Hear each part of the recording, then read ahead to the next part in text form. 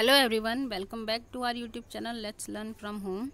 My name is तनु राय और आज हम फाइनल पार्ट यानी पार्ट 5 करेंगे नात्सीवाद और हिटलर के उदय का। इस चैप्टर 3 का आज ये आखिरी वीडियो है और हम इसमें फाइनली समझेंगे कि 1945 जब सेकेंड वर्ल्ड वॉर ख़त्म हो गया तो ख़त्म होते होते जर्मनी में क्या बदलाव आए, लोगों में क्या बदलाव है, क्योंकि उससे पहले हम देख चुके हैं कि हिटलर कैसे बना, वो इतना पावरफुल कैसे रहा, उसकी शासन व्यवस्था कैसी रही, या हिटलर से पहले जो वाइमार गणराज्य आया उसकी शासन व्यवस्था कैसी थी, क्यों लोगों ने लोकतंत्र को ठुकरा कर उन्होंने हिटलर का नाजीवाद को अपनाया। अब क्या लोग नाजीवाद को कंटिन्यू करना चाहते थे या इसे भी ख़त्म कर देना चाहते थे, क्योंकि अब नाजीवाद एक बहुत ज़्यादा हम बोल सकते हैं बहुत ज़्यादा ख़राब पोजीशन पर पहुंच गया था। पूरे वर्ल्ड में अब नाजीवाद और हिटलर की आलोचना होती थी, उसके खिलाफ कहा जाता था कि जल्द से जल्द ये व्यवस्था ख़त्म कर दी जाए, ऐसी योजनाएं बनाई जाती थी।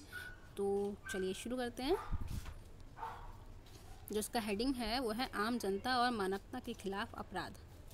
इसका मतलब है कि क्योंकि उसने जो जैसे उसने जिप्सियों के साथ, यहूदियों के साथ और अन्य व्यक्तियों के साथ उसने जो व्यवहार किया, उसने रूल्स रेगुलेशंस बना दिए, उसने गैस चैम्बर, करंट वाले तार, ऐसी चीज़ें उसने शुरू की, स्कूलों से उन्हें निकाल दिया गया।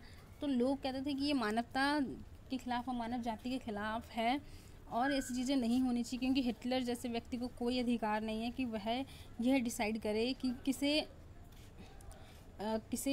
जीना है और किसे मरना है और कौन इस दुनिया में रहने लायक है और कौन नहीं है। क्योंकि हिटलर अपने आप को और अपने पूरे नाजीवाद को कहता था कि यह आर्यन है और आर्यन नस्ल यानी आर्यन रेस हैं ये लोग, और सिर्फ आर्यनों को ही जर्मनी में और पूरी दुनिया में रहने का अधिकार है, जो कि बहुत गलत बात है। वही हम जानेंगे कि नात्सीवाद पर लोगों की प्रतिक्रिया क्या रही। वो ये थी कि लोग अब क्या सोचने लगे हैं फाइनली इतने सालों बाद, करीब 10-15-16 सालों बाद लोग अब कैसे नाजीवाद को देखते हैं और क्या वो अभी भी उतने ही खुश हैं नाजीवाद जैसी, नात्सीवाद जैसी व्यवस्था से। तो ये देखिए कि जो लोग इससे प्रभावित थे, जो लोग सपोर्टिव थे ना नाजीवाद व्यवस्था के, वह पूरी दुनिया में नाजीवाद को फैलाना चाहते थे। वो चाहते थे कि पूरी दुनिया में फैल जाए, आर्यन रेस वगैरह ये सब चीज़ें उनके मन में हमेशा ही रहती थी। और क्योंकि वो बच्चों के मन में शुरू से बातों को डालते थे, इसलिए जो बच्चे बचपन से चीज़ें देखते हैं तो बड़े होकर उन्हीं चीज़ों को सपोर्ट करेंगे। इसलिए यहूदियों के मन में उनके लिए बचपन से ही बहुत नफरत रही थी। वे उन्हें इंसान भी नहीं मानते, जानवर के बराबर मानते थे और वो बहुत घिनौने गंदे जानवरों से ही उनका, कीड़े मकोड़ों से ही उनका कंपैरिजन करते थे, जो कि बहुत घटिया वाहियात चीज़ है और ऐसा किसी भी व्यक्ति को किसी भी अन्य व्यक्ति के लिए नहीं करना चाहिए, जो कि जर्मनों ने किया और उसकी आलोचना भी वह उन्होंने पूरे समय झेली। और युद्ध में भी उसने कुछ ऐसी हरकतें की जिससे सभी जो दो गुट थे उसके भी राज्य चाहते थे कि जल्दी से युद्ध ख़त्म हो और नाजीवाद व्यवस्था को समाप्त कर दिया जाए। अगर नाजीवाद व्यवस्था जीत जाती तो फिर दुनिया में शायद आज जो हम देख रहे हैं शांति वगैरह वो सब नहीं होती, कुछ और ही नज़र आ रहा होता और हर जगह लोगों को मार दिया जाता और पता नहीं क्या क्या उनके साथ किया जाता। जो लोग इसे सपोर्टर थे उनका मानना था भाई कि समृद्धि तो हमारे जर्मनी में यही लाएगा, समृद्धि मतलब बहुत अमीर बना देगा, दुनिया का सबसे अच्छा राष्ट्र बना देगा, अमेरिका को टक्कर देगा, इंग्लैंड को टक्कर देगा, ऐसी चीज़ें होंगी और एकदम अच्छी प्योर फिल्टर्ड रेस जो होगी आर्यन रेस वो पूरी दुनिया में रहेगी, हमारा राज रहेगा, अब ऐसी वगैरह उसकी बातें थी। उनका मानना था कि वही हमारा कल्याण करेगा। जो निराधार बातें थी वो बेकार बातें थी, ऐसा पॉसिबल ही नहीं हो सकता है।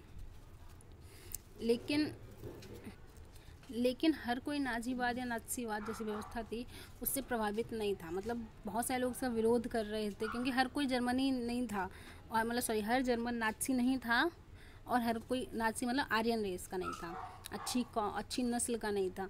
तो वह लोग नात्सीवाद और पुलिस दमन, जो पुलिस हरकत कर रही थी, गात्सोपो उनकी जो पुलिस थी, वो उसका विरोध कर रहे थे। वो कहते कि हमें ऐसी व्यवस्था नहीं चाहिए। तो हम देख लेते हैं उनका समाज के बारे में, जो हमें इजी हो जाएगा समझने में कि 3 वर्गों का उनका समाज था। वो था एक जो बटा हुआ था वो था कि नाजीवाद के लोग जो समर्थक थे, ठीक है। दूसरा था जो नाजीवाद के विरोधी ही थे कि हमें नाजीवाद पसंद ही नहीं। तीसरे थे कि जो ना समर्थक थे और ना ही विरोधी थे, वह बस उदासीन थे। मतलब वह कुछ भी एक्शन के प्रति कोई भी कुछ हो रहा है तो उसके प्रति ना वो कुछ बोलेंगे ना कुछ एक्शन लेंगे, वो चुपचाप देखते रहेंगे और उन चीज़ों को सुनते रहेंगे और कुछ नहीं बोलेंगे। वो इसलिए थे क्योंकि वह लोग डरते थे अत्याचार के खिलाफ बोलने से, इसलिए वो चुप रहना पसंद करते थे, क्योंकि उन्हें वो दर्दनाक मौत नहीं चाहिए थी जो यहूदियों और जिप्सियों के साथ होती थी। इसलिए वो चुप रहते थे ताकि जब तक उनकी ज़िंदगी बच सकती है वो बचेंगे। उनका ऐसा मानना था कि वो चुप रहेंगे तो नाजीवाद उन्हें नाजी जो थे उन्हें परेशान नहीं करेंगे, उनके साथ वो व्यवहार नहीं करेंगे। तो हमें इसका जो उनके अत्याचार का जो हमें वर्णन मिलता है वो है एक राइटर हैं शार्लट बेराइड, ठीक है। ये इन्होंने अपनी नोटबुक, उस टाइम पे उस चीज़ों को वो देखते थे, सहते थे, तो उन्होंने अपनी नोटबुक में उन चीज़ों को नोट डाउन किया और बाद में जब वो प्रिंट हुई तो लोगों ने उसको नाम दिया थर्ड राइख ऑफ ड्रीम्स, ठीक है। उन्होंने उसको थर्ड राइख ऑफ ड्रीम्स कहा। ये बहुत इंपॉर्टेंट है, आपके पेपर में आ सकता है, तो प्लीज़ इसे याद कर लेना, राइटर भी और बुक भी। और इसमें वो लिखते थे कि कैसे अब यहूदी भी इस बात को मानने लगे थे कि हम इनसे अलग हैं। जैसे बताया जाता था कि यहूदियों की नाक टेढ़ी होती है, वो लोग कीड़े मकोड़े बिच्छू छुछुंदर जैसे होते हैं, उनको मार देना चाहिए, उनके शरीर, वो लोग काले होते हैं, और रंग भेद होता था और बहुत सारी चीज़ें होती थी। तो वो लोग मानते थे हाँ हम लोग ऐसे ही हैं। वह अपने आप से नफ़रत करने लगे थे, क्योंकि बच्चों के मन में चीज़ें बचपन से आ चुकी थी। वो देखते थे कि उनके साथ दूसरे बच्चे खेलते नहीं हैं, उन्हें छूते नहीं हैं, उनसे बात नहीं करते हैं, तो वह बचपन से इस बात से चिढ़ते थे कि वो ऐसे क्यों है, वह अपने उस शरीर से बहुत नफ़रत करते थे, उनसे मुक्ति चाहते थे। तो लोगों के मन में भी ये बात आ गई थी, यहूदियों के मन में ही, कि इस शरीर से मुक्ति पाने का जो एक सबसे अच्छा तरीका है वो है गैस चैम्बर्स में जाकर अपने आप को शुद्ध कर लेना। लेकिन उन्हें नहीं पता था कि गैस चैम्बर शुद्ध करने की चीज़ नहीं है, उनको मारने का एक तरीका है। और उन्हें लगता था कि अगर ये प्रक्रिया अपना लेंगे तो उसके बाद जो आर्यन है, ये जो बाकी जर्मन लोग हैं वह उन्हें अपना लेंगे। लेकिन वो उस बात की गलतफहमी में थे। हालांकि ये चीज़ हमें देखने को मिल रही है कैसे उनके मन पे इस बात का बहुत ज़्यादा असर पड़ा हुआ था। हॉलोकॉस्ट के बारे में देख लेते हैं। हॉलोकॉस्ट का मतलब होता है, हॉलोकॉस्ट एक प्रलय बोला जाता है, ठीक है। तो यहूदियों ने अपनी डायरीज, नोटबुक, वो लिखा करते, किससे बात करें, उनसे कोई बात नहीं करता था, उनके पास नहीं होता था, वो अपनी डायरीज़ वगैरह में लिखते थे। और जिन पत्थरों पे या जिन जगहों पे यहूदियों के बारे में लिखा जाता था वह उन्हें संभाल के रख दिया जाता था, ताकि वह उन चीज़ों को याद करें, उस दर्दनाक चीज़ों को याद करके देखें, हमेशा रखें कि उनके पूर्वजों ने किन चीज़ों को सहा है, ठीक है। तो उसे हॉलोकॉस्ट कहा जाता है उस चीज़ को। वह उस दर्द को लोगों के मन से भुलाना नहीं चाहते हैं, क्योंकि अगर कोई भूल जाएगा तो शायद ऐसा कोई और दूसरा व्यक्ति खड़ा हो जाएगा और इन चीज़ों के बारे में बात करना, वही चीज़ें शुरू कर देगा जो हिटलर ने की। और फाइनली जब 1945 में युद्ध ख़त्म हो गया था तो लोगों को इस बात का एहसास हो गया था कि अब उन्हें थोड़ी आज़ादी मिलेगी हिटलर से। लेकिन हम तो सिर्फ इन चीज़ों के माध्यम से ही चीज़ों को समझ रहे हैं, लेकिन इनका जो सही अंदाज़ा है वो युद्ध के बाद ही पता लगेगा, क्योंकि उस समय नाज़ी जर्मनी में किसी भी भारी व्यक्ति को आने की परमिशन नहीं होती थी। तो कोई भी आ नहीं सकता था और कोई भी उनसे बात नहीं कर सकता था, तो वह सही इन्फॉर्मेशन पता नहीं कर पाता था कि एक्चुअली में हो क्या रहा है। तो यहूदी ऐसी चीज़ों को जमा करते थे जिससे वो अपनी बातों को या अपने दर्द को बयां कर सके। तो चाहते थे कि दुनिया उन चीज़ों को जाने कि कैसे उन्होंने किन चीज़ों को सहा है, किन अत्याचारों को सहा है। और इसके अलावा बहुत सी यादों को उन्होंने अपने पास संभाल के रखा था। बहुत इम्पोर्टेंट है आज के समय में भी नाजीवाद के भयानक रूप को समझने में।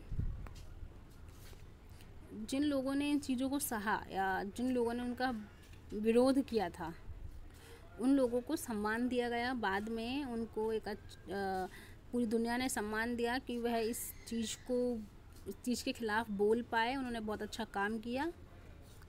लेकिन ये ऐसा हुआ जब वह यानी जर्मनी हार गया, लेकिन उससे पहले ऐसा कुछ नहीं होता था। तो हारने का जो समय था 1945 का जो ईयर था, उस समय ऐसा क्या हुआ कि हमें जर्मनी की सही चीज़ें सामने आए।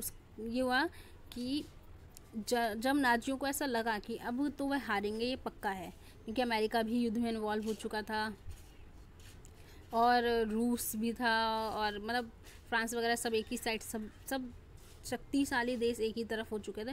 तो उससे अब अंदाज़ा हो गया था कि वो हार चुका है या हार जाएगा। तो उसने क्या करा कि अपने दफ्तर में, जो भी उनके दफ्तर होते थे, वहाँ पे अपने अधिकारियों को पेट्रोल बांटा, ताकि वो जितने भी सबूत हैं नाजीवाद के ख़िलाफ़ उसे मिटा सके, और जो भी इंटरनेशनल कोर्ट उनको जो सजाएं देगा वह उनसे बच सकें। हिटलर और उसके साथियों ने आत्महत्या कर ली।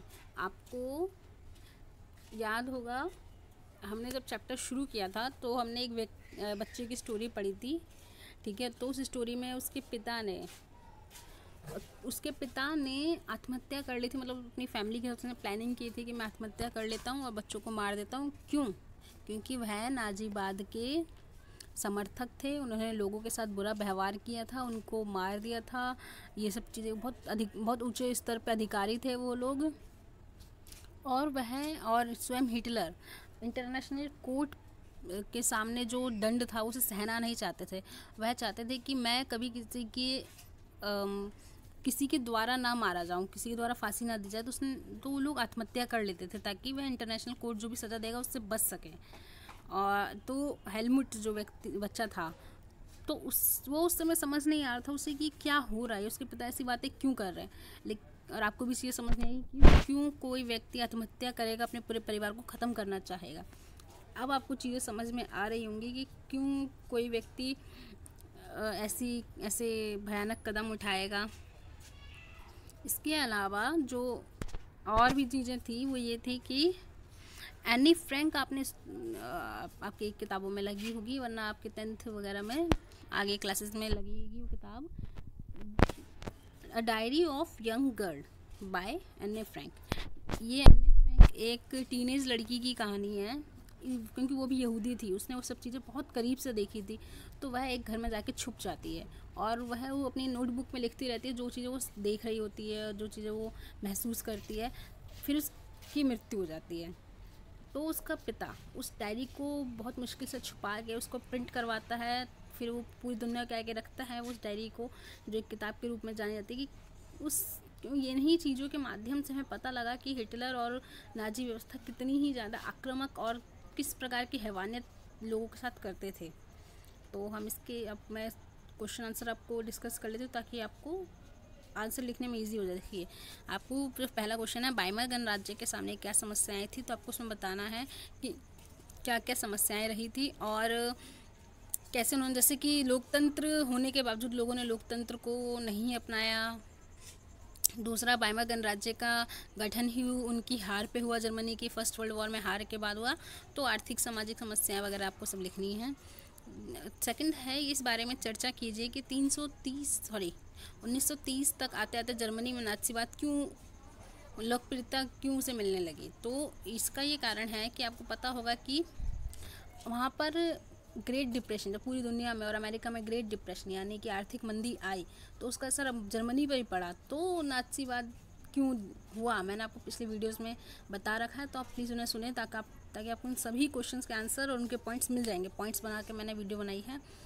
थर्ड है, नाज़ी सोच के खास पहलू कौन से थे, तो वही आर्यन रेस अच्छी होगी, यहूदी नहीं होने चाहिए, शुद्ध लोग होने चाहिए, ये सब चीज़ें थी। और आपको पिछले वीडियोस में पॉइंट्स मिल जाएंगे। नाज़ियों का प्रोपेगेंडा यहूदियों के खिलाफ नफरत पैदा करने में इतना असरदार कैसा रहा, तो बच्चों के दिमाग में डालकर ये सब बातें। एक पॉइंट। दूसरा पॉइंट है कि वह लोगों को अपने प्रति बहुत ज़्यादा संवेदनशील बना चुके थे। और उन्होंने ऐसा क्यों किया, आपको ये चैप्टर पढ़ने के बाद NCERT से, और बाकी आपको वीडियो सुन के पता लग जाएगा। अब आखिरी दो क्वेश्चन है, नाज़ी समाज में औरतों की क्या भूमिका थी। फ्रांसीसी क्रांति के बारे में जानने के लिए अध्याय 1 और में देखिए, फ्रांसीसी क्रांति और नाज़ी शासन में औरतों की भूमिका के बीच में फ़र्क क्या था, एक पैराग्राफ में बताएं। तो देखिए, नाज़ी में क्या था कि वुमेन्स को कोई इक्वालिटी जैसे कोई वहाँ पे राइट्स नहीं थे, ठीक है ना। वहाँ पे उन्हें सिर्फ बच्चा पैदा करने की मशीन के रूप में प्रयोग किया जाता था और कहा जाता था बच्चों का आप एक अच्छी बीवी बनिए, एक अच्छी माँ बनिए और यहूदी से अपने बच्चों को दूर रखिए। लेकिन जो हमारा फ्रांसीसी क्रांति है, वहाँ पर भी शुरू में उनके पास कोई राइट्स नहीं थे, लेकिन फिर भी फ्रांसीसी क्रांति में वुमेन्स ने बहुत सपोर्ट किया था।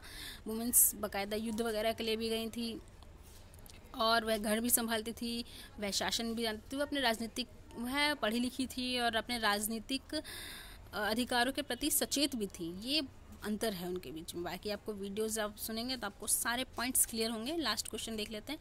नात्सियों ने जनता का पर पूरा नियंत्रण हासिल करने के लिए कौन से तरीके अपनाए? तो आपको उन तरीकों के बारे में लिखना है। उसमें मनोवैज्ञानिक, शारीरिक और सामाजिक, आर्थिक सभी प्रकार के तरीके आ सकते हैं। तो आप प्लीज़ चैनल को सब्सक्राइब कीजिए और मेरी पिछली वीडियोस को ज़रूर सुनिए ताकि आपको सारे क्वेश्चंस का आंसर मिल जाएंगे बिना कोई मेहनत के। और वीडियो को लाइक कीजिए, कमेंट कीजिए, आप टेलीग्राम पे भी कमेंट कर सकते हैं और प्लीज़ शेयर कीजिए। आपको और अदर्स और अदर प्लेलिस्ट हैं जो, उनके भी लिंक नीचे मिल जाएंगे। चलिए मिलते हैं हम अगली वीडियो में। Thank you.